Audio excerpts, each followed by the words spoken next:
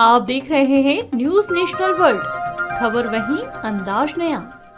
खरगोन जिले के बड़वा विधानसभा में बीजेपी उम्मीदवार सचिन बिरला के समर्थन में चुनावी सभा को संबोधित करने पहुंचे बीजेपी के राष्ट्रीय अध्यक्ष जेपी नड्डा ने कांग्रेस पार्टी में भ्रष्टाचार को लेकर जमकर हल्ला बोला।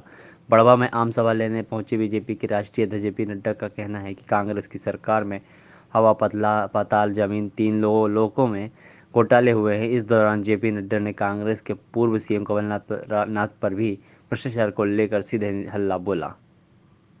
की टैक्स की चोरी हुई कि नहीं हुई, आपको मालूम है इसमें कौन इन्वॉल्व था?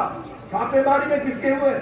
कमलनाथ जी के भतीजे ने 2019 में छापेमारी में 1350 करोड़ रुपए से ज्यादा की टैक्स की चोरी की।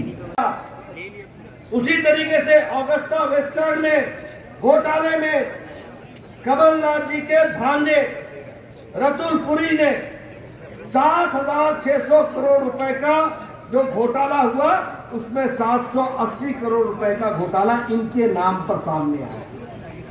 मतलब कमलनाथ तो छोड़े, भतीजे और भांजे भी लगे हुए। ये 15 महीने का किस्सा है भैया। इसीलिए मैं बोलता हूं, कांग्रेस पार्टी की सरकार भ्रष्टाचार की सरकार, अनाचार की सरकार, आपके साथ अत्याचार करने वाली सरकार।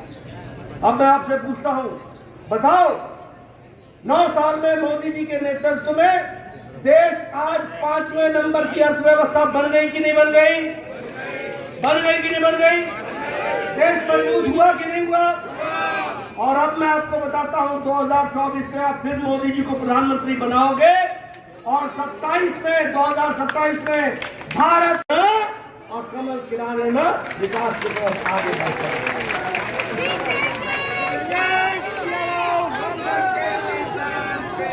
जल जीवन योजना में जहां 9.5 करोड़ भी हमारे सचिन जी मेरे से बात कर रहे थे, वो मैं आऊंगा काटकुट के क्षेत्र के पानी के बारे में। लेकिन मैं आपको बताना चाहता हूं, आप याद रखो 2003 में जो प्रति व्यक्ति आमदनी थी, दोगे कि नहीं दोगे? इनको आपने ताकत देनी है और आगे बढ़ाना है। आज महिलाओं के लिए लोकल इलेक्शन में 50% रिजर्वेशन कर दिया है और मोदी जी ने लोकसभा और विधानसभा में 33% का रिजर्वेशन आरक्षण कर दिया हमारे मातृशक्ति वंदन विधेयक के तहत। अब 2029 में आपके यहां से भी विधानसभा और लोकसभा में 33% देने जाएंगी। ये भी इसको भी आपने ध्यान रखना। इसको आगे बढ़ाने का किस तरीके से विकास को और आगे लाया जाए, किस तरीके से ये 20 साल की तपस्या को और मजबूती से आगे बढ़ाया जाए और किस तरीके से भ्रष्टाचारियों को घर में बिठाया जाए और इनको काम दिया जाए, इसका चुनाव है। ये भी आप समझिए।